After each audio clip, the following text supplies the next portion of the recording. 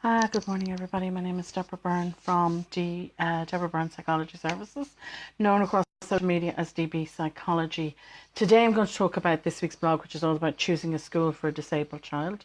But the one thing I would say to you is the questions that I've put in there are relevant to any child. So, have a think about it. If you get a chance, check out the blog at www.deborahbyrnepsychologyservices.com. And please forgive me, the blog is very lengthy.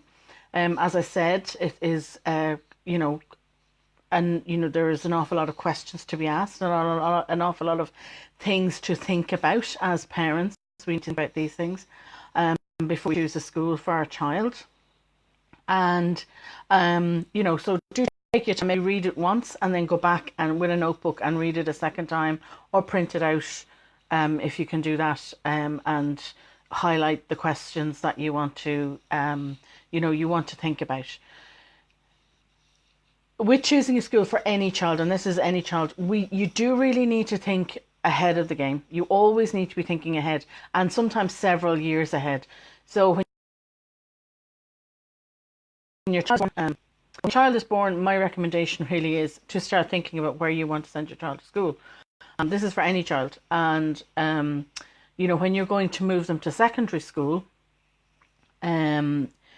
you want to think about several years ahead before you go to that secondary school. So you really need to be thinking about when they hit third class, you need to be start investigating what class schools there are for secondary, and what facilities and things like that. And I'll go through some of the questions here today.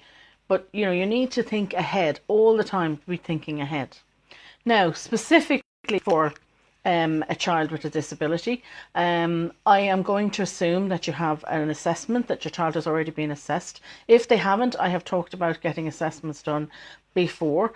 It is the responsibility of the HSC, in fact, to do that, but you as a parent must put in a written application to your local HSC.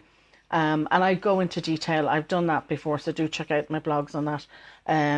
If you go in and you type in, look for the category disability, all of those blogs, and parenting, all of those blogs will come up there and you'll be able to find the ones you want. I do have links at the end of this blog to the Education Acts and to another resource from the Department of Education, and do check those out. Now, this week's blog. So I'm assuming you have your assessment done, you know what your child's needs are, and of course the factors that you need to take into account are going to be, what are your child's needs, what are your preferences, but also, using the report that you have, using the report from the different professionals. It will depend on your child's disability, what they need, and what kind of, you may have a few reports, you may only have one report, which will be an educational psychologist report. At the back of that report will be a list of your child's needs, requirements that they need of a school or in a school. So you have to take that into account. You have to take into account what is in the best interest of your child. And that may not always be what you want. You may want them to go to mainstream school, and it may not be possible. It may not be possible maybe for a short time. You've got to remember, sometimes children with disabilities will move from mainstream school to a special needs school and back to mainstream school. That's normal. I have done that with one of my children. I spoke about that before. My children all have disabilities, and during that time, they're all adults now, but during that time, one of them needed to go from mainstream to a special needs, and then back. He went back and went to mainstream secondary school. That happens. Okay, they move back and forward, and that's okay. It can be a bit hard as a parent. I understand that you have to make that decision. But, you have to take into account what your child needs. Now, in saying that, I'm going to have to keep checking my notes, and do forgive me, but, as I said, the blog is very, very long. You decide, okay, you have a list of schools you want to check out in your local area, if you have a choice. If you have a choice, brilliant, absolutely brilliant. So you've got to do your homework. So what do you need to do? You need to go and get to know that school. You need to talk to other parents whose children go there. If you know a member of staff, that's even brilliant. And I don't just mean the teaching staff, any member of staff that works there, if you can get to talk to them. The other factors you're going to have to take into account is the, transport. What facilities do they have? Do they have changing facilities for your child that's appropriate? Do you need special toileting facilities? What are their policies? What are their policies on? And they must every school is legally obliged to publish their policies, and you're entitled to have a look at them. Even if your child isn't going, you're entitled to have a look at them. You are now a prospective parent. You're entitled to look at those policies, and there's never a hassle to look at those. If your child needs medication, what's their policy on administering medication? Will they even do that? Or will it mean you have to go to the school, administer your child's medication, and then leave again, and then come back maybe later? These are things you have to think about. The thing I would say to you is make a list of questions before you go to the school. Bring a notebook with you and visit the school. But if you need to, don't be afraid to visit it a second time. I don't sorry that we're cutting out there, but don't just go on days, the open days. Try and arrange a visit to see the school and walk around the school on other days if possible. You may initially just go on an open day, but then the second visit maybe have a look at, it's better if you can go on a day when it's not an open day. Everybody's on their best behaviour on those days. So observe the children. It's very important to observe the children that are already going there. How are they interacting with the staff? All members of staff, not just the teachers. How are they interacting with one another? You're not just looking at, the facilities that are there. Think about, what resourcing is going on there. Do they have resource hours? Do they have learning support hours? What does your child need? Will they be able to meet your child's needs? Again, check your educational psychologist report. How do they communicate with other professionals? How do they communicate with you? A very important point there. You need to know immediately if something has happened. You need to know if something needs to be corrected. The once a year meeting that you would normally have as a parent with the teacher, or the parent-teacher meeting, isn't good enough in this situation.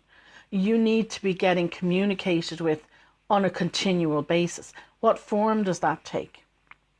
Will you be able to get an appointment to see the teacher, the main teacher, if they have one main teacher, or a specific teacher? Will you be able to get those appointments? What's the procedure? You need to know those procedures. What else you need to do? A couple of main points I would actually make just to finish up would be, and they're important points. Will the school only work on your child's deficits, on fixing? I don't like using this term fixing. Or will they bring out your child's strengths? That is much more important. In some cases, that is much more important, that they are working on your child's strengths, and as equally or even more so than they are working on helping your child with their disability. It depends on the disability, so I'm thinking of learning disabilities here. But always working towards the child's strengths is very important. And the second thing is, and this is age appropriate, but when looking at a school, and I'm thinking more for secondary school, because your child will be getting over, what does your child want? What does your child want?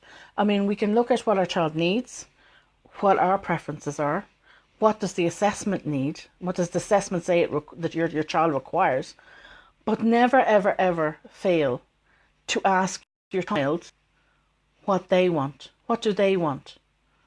Where are their friends going? And sometimes that can be very hard, particularly moving from primary to secondary school, that the child doesn't know or doesn't understand that they can't maybe go with their friends. And you have to sit down and have that conversation with them and reassure them that they are going to make new friends and that it's okay. They're going to be okay. Now, I haven't covered everything in the blog.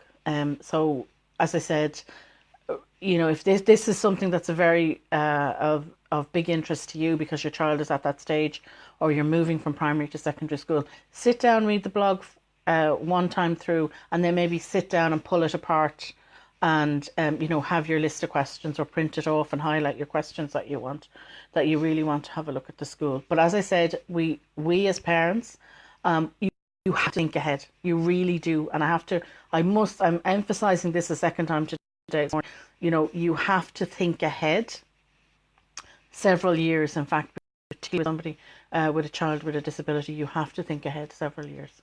So I leave it there, and thank you very much for listening, Deirdre. As always, Colette, Jennifer, Ariane, good morning, and thank you all for listening again this week.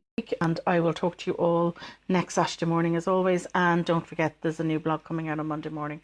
And I'll say, have a lovely weekend. Thank you.